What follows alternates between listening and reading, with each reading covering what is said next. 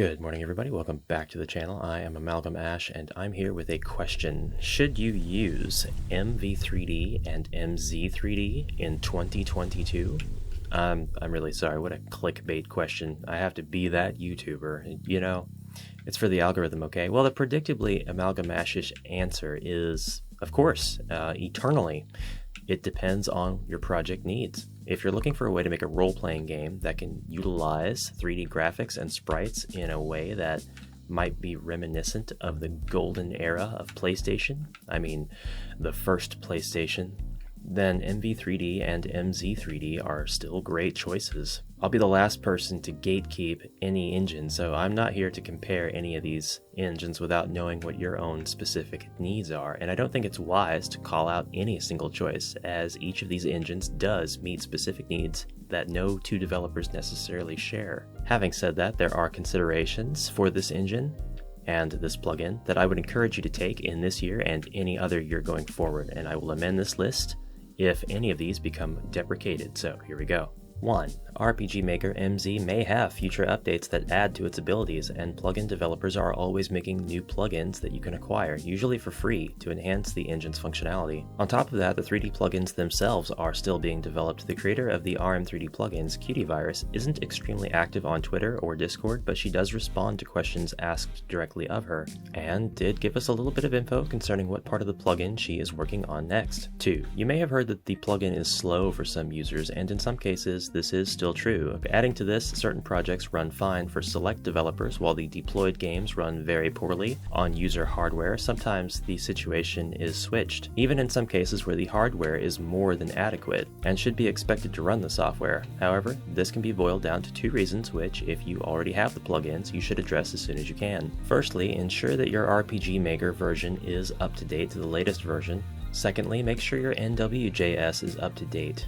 If you don't know how to update your NJWS, well, follow the link in the description below. You will also have to be considerate in your map design. RPG Maker utilizes RAM and CPU, not GPU, so games with a ton of events on the map can really bog a user down quickly. With the 3D plugins installed, experimenting with cell size and render distance can mean a world of difference. Games like Infinite Mana run beautifully because of the careful use of the plugin and the engine in general. 3. If any of that went over your head, don't worry, there is a pretty decent amount of support for this plugin. I mentioned Discord. If you need MV3D or MZ3D resources, please check out the information that already exists and know that a community of users exist to help should you hit a wall while building your 3D walls. A lot of users have been making excellent use of the wiki lately.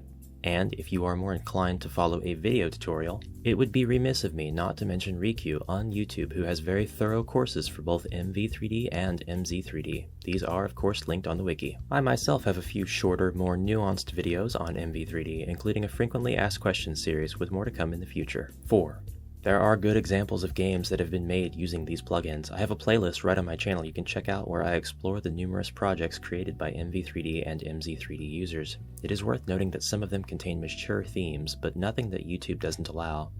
Wait, that might give the completely wrong impression. 5. The 3D plugins work with a lot of other plugins. There are, of course, exceptions. We, as of the time of this video, still don't have a compatibility patch for some random dude's CCEX plugin, which I'd absolutely love, and people still struggle with getting an ABS set up the way that they'd like. But these can be used with MMO plugins, most of the Yanfly plugins, a chunk of the Mog Hunter, and a few some random dude. If you're a Galv or Huikos devout, fear not, these plugins usually work great with people's projects, but if the plugin you are using doesn't interfere with the map scene, there's a great chance it'll work fine with the RM3D plugins. 6. If you're a JavaScript or 3D modeling wizard, you can make games like Project Varansight, which has a lot of users very interested, especially because there's nothing playable at this time, and a huge Hallows Eve 3, which can be played for free and features a Doom-like active combat system. These aren't things that you'll be able to make overnight, but in the case of the latter game, they are definitely doable. 7. If you're not a JavaScript wizard, kind and talented people like Yorai Rasante are creating compatibility patches patches and plugins specifically designed to work with MV3D and or MZ3D, so it may just be a matter of time before your needs can be met. 8. A real consideration, and my personal recommendation, is to make sure you understand how to use the tool that is RPG Maker before you go jumping right into using the 3D plugins. The more comfortable and familiar you are working in RPG Maker MV or MZ, the easier of a time you'll have when working through the particularities of the plugins. And that's good advice not just for the 3D plugins, but all plugins. Plugins are like enhancements to your weapon. True mastery of the enhancement will come if you build your proficiency of the base weapon. Is that too much? Alright, okay. 9. If you ever do make a project with this tool, you've got a dedicated content creator right here who is more than happy to share it with a growing supportive audience. That's me. It's me.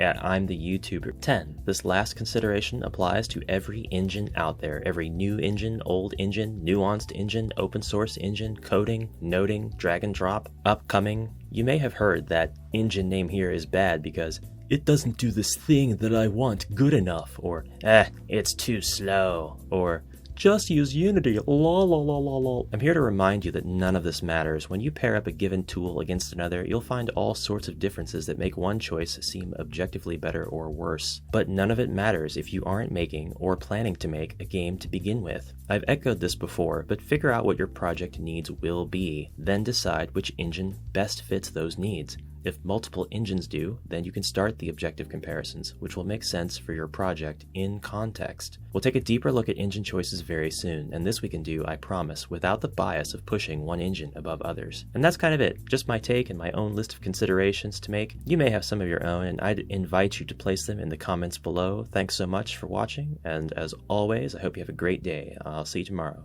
and until then, and bye for now. Man, who is this handsome fox in this YouTube video? Wait, that guy right there. Who is it? Oh, wow, look at him go.